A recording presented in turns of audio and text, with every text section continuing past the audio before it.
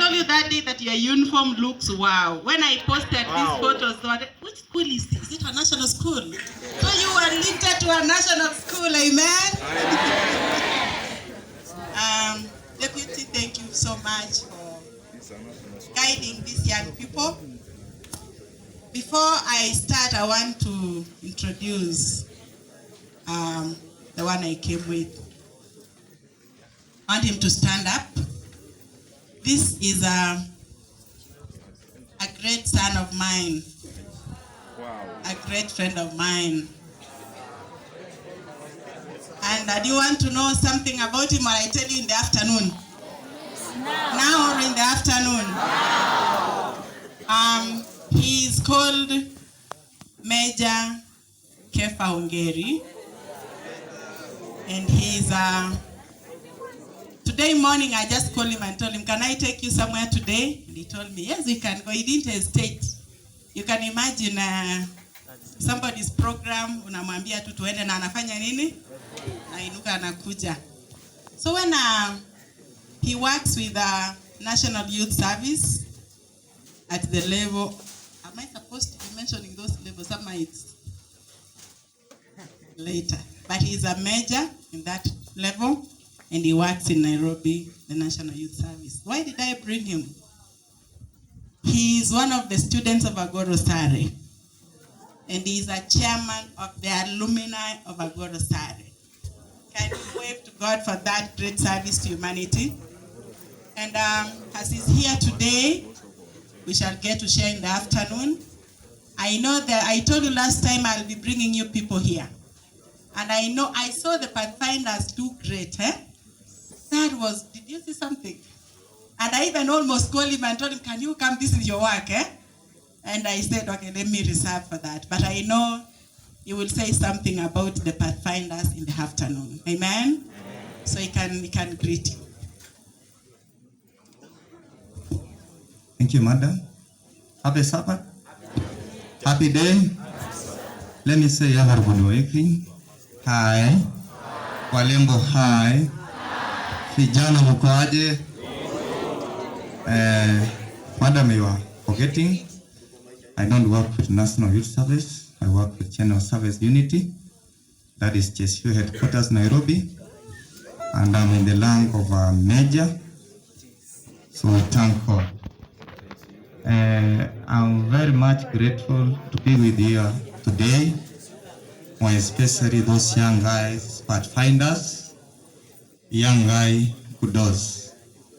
On behalf of Madam and through her directive, Madam, I will donate 20 t-shirts, which will be printed Magenge Secondary School Pathfinders Club, because I was very much happy. And may God bless you. May God give you a good time to serve Him, and then we will meet. We will meet somewhere. That is a great man. Can you stand up and wave the congregation because you are a great man? And I think in the afternoon tutakuwa baridi na yeye. So we will be very much grateful. Si mingi tutaongea in the afternoon. May God bless you all. Thank you. Thank you, my son, and that is great. I wanted to come with my family today. I'm explaining, Can it work if I stand the other side? Okay. So, I told you last time, I have a passion for young people.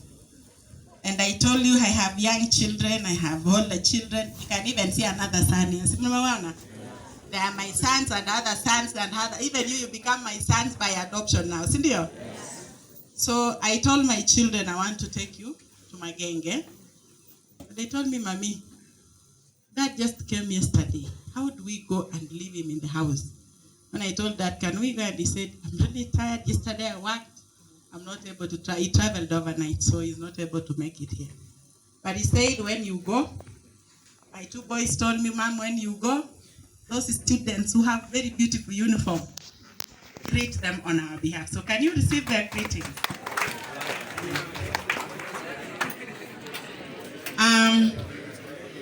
One time, I lost my dad. And during the time my dad was passing on, I was the one taking care of him in the hospital. So my dad told me, Lister, you go home. Huh? Just go home, come tomorrow, we meet again. I asked him, what can I prepare for you? My dad told me, I have enough food here. But he called me and told me, tell your brother and your husband to remain behind. So when I was troubled, I called the doctor and asked the doctor, can I leave? Am I sure of the status of my dad? He told me, he's okay, I'm coming to see him. So I told my sister, okay, my dad has told us to go, he has blessed us, let us go. So we went home. So later, I was expectant that time, I felt I've started my labor pains. So I said, okay, fine, I will now go to hospital where my dad is. So I will be there even if he told me to go away. I will be there with him and he will not know I will be there. So when I was there, my dad was in one room like this, and I was in the other room like that. He didn't know I was there. So as I'm doing my gymnastics, waiting to get a baby, my dad is there struggling to survive. But one thing I remember, I heard him cough. And it was a cough that I said, oh, my dad is there. So no, he's alive. That means he's alive. Little did I know that that was his last cough. So when I went to the room to deliver, then something happened. A complication happened. So this doctor who was taking care of me was called. He was told there's a patient seriously here. And come and see him. He didn't know he was called to go and see my dad and send him off well. You know, there's a way, when you're going, there's a way your systems are closing up. So when the systems are closing up, there's some struggle. So he was struggling to go. Here I'm struggling to get a baby. Something is happening I don't understand. So at around 2 a.m. in the morning, my dad went. At the same time, God blessed me with a baby. So I was very happy. I didn't know my dad had gone, so I was saying, okay, now I have a baby. I will wrap this baby well. I will carry the baby to my dad and tell my dad, be well now. You have seen yourself. Because that was a blessing of a baby boy. As much as I didn't expect. So the doctor came, he realized I was the daughter. So my brother and my husband, they disappeared. They never wanted to face me, because if they faced me, I would have sent something. So I asked them, is my dad fine? They said, yes, he's fine. We're even going there. We are supporting him. So the time they are going, they are sending him to mortuary. So that was around 3 now. So I felt like I'm not comfortable. I want to wake up and go and see my dad, and I'm feeling very tired. So I said, let me just rest a little bit. I will carry my baby in the morning, wrap him well, I go and shower, and I will go to see my dad in the room. I want to go to, maybe I want to go out. There's a doctor coming and telling me, where are you going? We want to take care of you here. So I said, am I so sick? What's the problem? He said, fine, let me sleep. Then like they cannot control me. I want to move and go to see dad. They brought some relaxant, some injection. Then they injected me. So I slept. I slept until 1 p.m. My dad is in the mortuary. I don't know. My baby is here. And I want to go and see dad. I am not aware he has gone. So the room is empty. So I said, okay, I can go into the washroom. When I'm going to the washroom, my landlord is asking me, Lisa, where are you going? I told him I'm coming back. Because he was an old man, I said, I'm coming back. So when I came back, then I see strangers. I'm not seeing my husband. I'm not seeing my brother. I'm not seeing my mother. I'm not seeing anyone I know. I'm only seeing some friends from Ram Hospital. Nothing. Funny. Hao watu wako wanataka nipate mtoto. Yaani hawafurahi.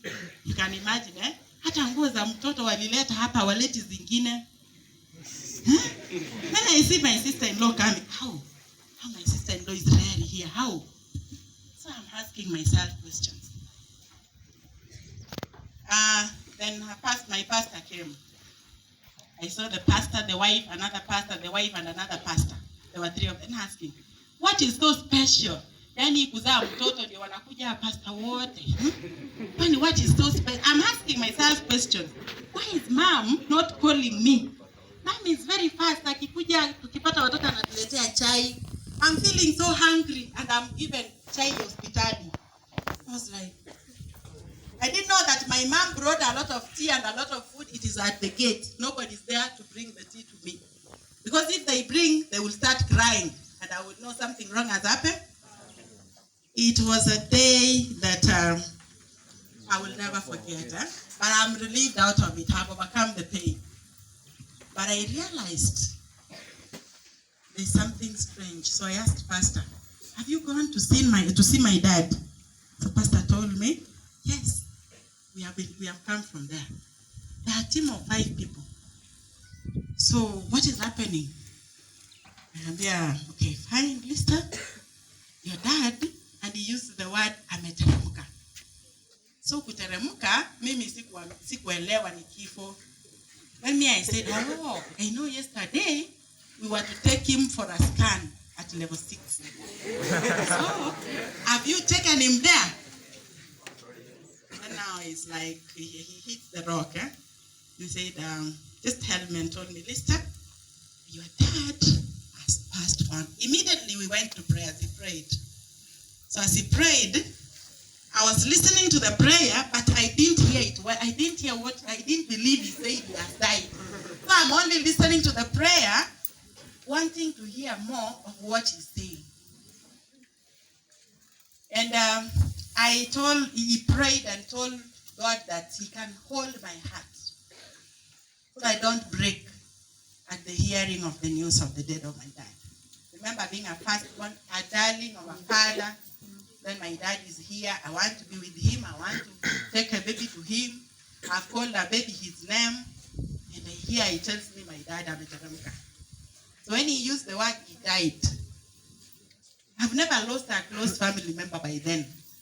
But now, I didn't get it well. So I said, hiyo majina wanatumia mimi siamini mtu anaweza fanya nini? I don't believe my dad can die. And later on, I realized, now people started coming and they were telling me the story, what happened, how it happened. I really wanted to go to the mortuary, but I didn't believe. I said, I can't believe my dad is in the mortuary. So I went to his room. And for sure, I found there is nobody in the room. So when they had gone home, they left me alone in town. Somebody came, my sister-in-law came to take care of me. Every time I'm thinking, what does that mean? Somebody dying. How can my dad die? I only came to believe that I've lost my father when I saw him on the newspaper. And when I heard his news, because I didn't go home, I was still recovering. So when I heard about it, I said, fine, I can have nothing. I asked God questions. Why? My dad has just arrived. We have started getting money. Dad is supposed to stay. Why are you taking God at this time? That is when the gospel became power in my life. Amen? Amen. That is when the gospel made meaning in my life. That is when John 3 verse 16 made meaning in my life. That is when I realized, kumbe kifo hiko. I used to hear, those days people die very fast. Sometimes you don't even see a dead person. You don't even, unasikia mtu amekufa, unasikia hiyo, whatever the one is and all those things, you run away and you hide yourself in the house. And now it was right with me. Thank God that I was able to go through it. I was able to overcome the pain. The burial came now. And after burial, to cut the long story short, the burial, it started dawning on me that it's true my dad has gone. But when we went to lay my dad on the grave, I called my family. I told Mom, come, your children come. Then we surrounded the grave. I told the members, let's just have time for our dad. So as we were around the grave, God reminded me one thing. How many children, they are born and the parents die. They don't even know their parents. When we are around the grave, I can see my brothers, my sisters. We have grown up and we are very strong. So I only told my family and I told them, can we sing this song? And I led them in the song. Asante Yesu. Unajua? Asante Yesu. Asante Yesu. Oh, asante Yesu. Oh, asante Yesu. Then the people there were asking, kwani wanashukuru Mungu kwa baba yao kukufa? They didn't know we were recovering. They didn't know we were accepting. They didn't know we were now telling God, it is over. We used to see a pillar in the family, you have taken the pillar. So when it happens like this, immediately we started putting the soil in the grave. I told my parents, as they continue doing that, let's go to the house. So my brothers and sisters, our children, our parents, my mother, we went to the house.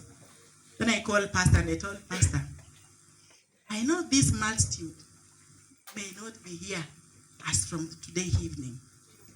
They may not be there for us when we are crying for a father if we have a problem. So I want you to come to the house and we want to call the King of Kings, the father of the orphans, the husband of the widows. And that is the man we want to plant in this house today. So we came to the house and we prayed. And I told God while we were praying, I will never weep again because we have allowed a big problem to come to our family that we are not able to solve. We will not remember that if our dad was here today, this one would have not met us. I know children are going to get their school fees. Those who don't have jobs, they are going to get their jobs. Those who have their worries, their worries are going to be dissolved and they will be filled with joy. And as I prayed that, I told God, now take over. I stand here today after 10 years. My dad's decade was 11th of November. That was last week. We were commemorating our dad's 10 years on the ground. So I was remembering, this is the month I want to thank God. This is the month I want to say, I testify of the doing of the Lord. And the Psalms 119, 21 to 24 came to my mind. I told God, what can I tell you? You have seen us through so much. What we didn't have when our dad was alive, we now have them. The life we led when our dad was alive, we now leading a better life. Our supply is not ending. The people we used to know when our dad is alive, now we know more people and we have more friends. How can I thank you? You saved me that day from death, because if you were to break the news of my dad while in the labor ward, I was to go with him. But the way God did things, he did it in his own way. So I was thanking God. And I was telling God, thank you for 10 years of faithfulness. For sure you've become a father. You have become a husband to my mother. My mother is younger than when my dad was alive, because he has a husband who does never lack. Amen? My brothers and my sisters are a better place today because they have a father who is abundant in supply. Amen? We are better today in terms of health because we have a father who is our maker. Amen? The gospel is very powerful. There is power in the gospel. And when the devil hears that you want to get the gospel, this is the time he brings your crooked mind. He mixes you up, and you miss the gospel. And this morning, I know there are people who are carrying their own burdens. I know there are experiences that you have gone through. I know your heart is burdened. I know your sorrows are full, and your spirit is paining because of one thing or another. I have an experience I've shared. You may not have the time.